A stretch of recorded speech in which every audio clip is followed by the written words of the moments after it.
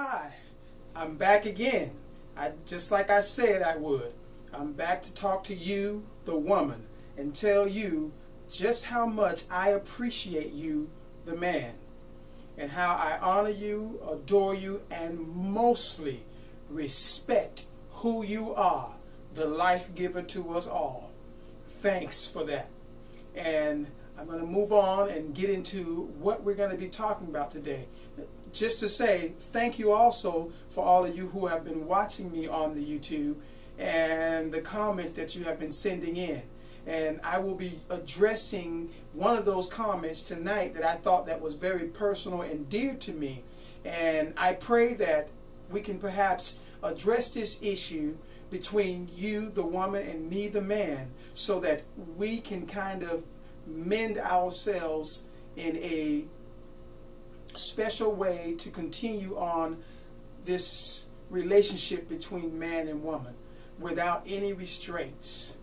So I'm going to try and address it. I have a couple of sheets here, but I'm going to read from one of them that's going to be talking about one of the comments that came in. And I'm going to get right into it because I only have about 10 minutes per video clipping. So sit back, relax, and I hope that this can help and inspire many of you out there, and hopefully also the person that sent me this particular comment, that it may help her in her relationship with her husband and also help him. So I just want to bring a little understanding to the question or comment that she's making here. I'm not trying to set a one-size-fit-all answer to it all, but I want to kind of keep this open as an open perspective, not coming to you from some book, textbook, or something that I learned from somebody else, but I'm going to talk to you on a personal nature. So I'm going to jump right on into this while we still can have time to do it. And it goes on and says, Mark, I would like for me to speak specifically to men. Most men have not been taught how to treat their queen. My husband has a desire to do right and be right and stand in his rightful God-given place in our home, but he's learning, and his pride keeps him from asking questions. Wow, that's something there. It's a perfect illustration of what I was like, and I can remember this very clearly.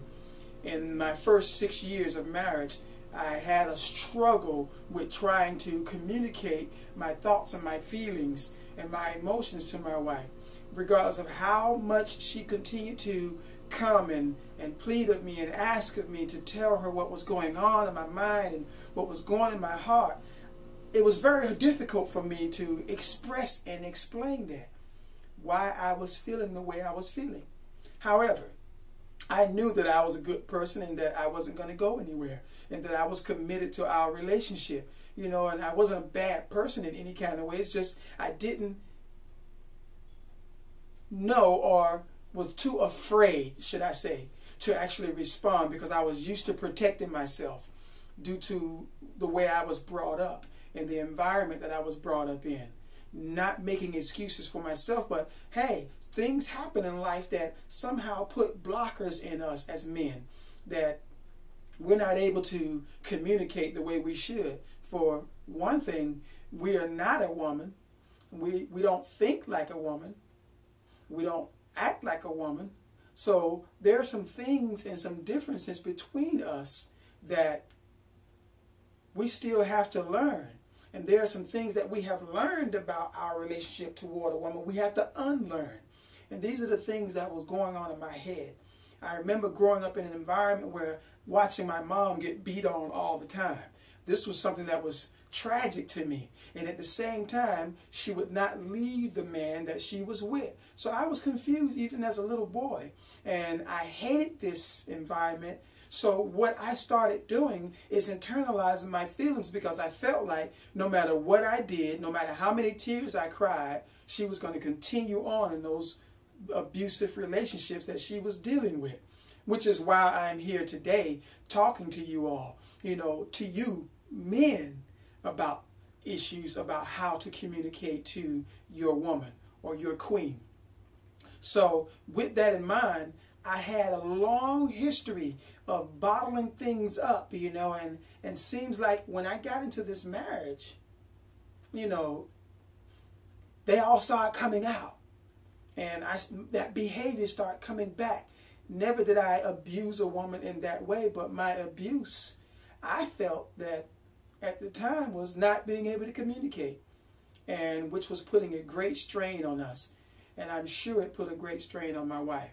However, I am grateful and I am very thankful that she was a praying woman and had her trust in God and not so much her trust in me, to where she was able to stand without nagging, so to speak, even though she may have had concerns and had to express them verbally, maybe even in a strong way.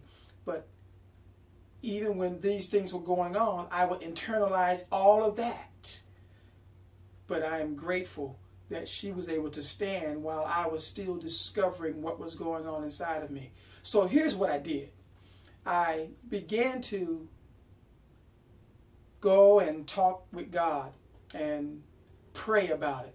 And I remember one night I was laying down in my bed. This is 6 years in this marriage, probably within the 6th going into the 7th year. I sat down one night and I asked God the question. I says, well, I talked and spoke with God and said, Lord, there's no way I can have an honest relationship with you and not have an honest relationship with my wife. So I remember that night, something clicked on the inside of me, because I realized that I was being selfish. I was not really thinking and being truly concerned about her well-being, her emotional status. And I do remember reading in the Bible where God says once we come together, we become one flesh. And so therefore, whatever I was dealing with myself, I should have been willing to express that with the other part of myself, which, how can I deny myself, which was her, because we're now one according to the Bible, according to what God suggests for man and woman in marriage, which I'm grateful that I was, qualified for this. I discovered at that moment that I had to let go whatever it was without any reservations, without any fears, and not worry about what the outcome was going to be. I just had to start responding and answering and giving in to her desires and her needs for me to communicate. So I remember that particular night when I was in prayer, she was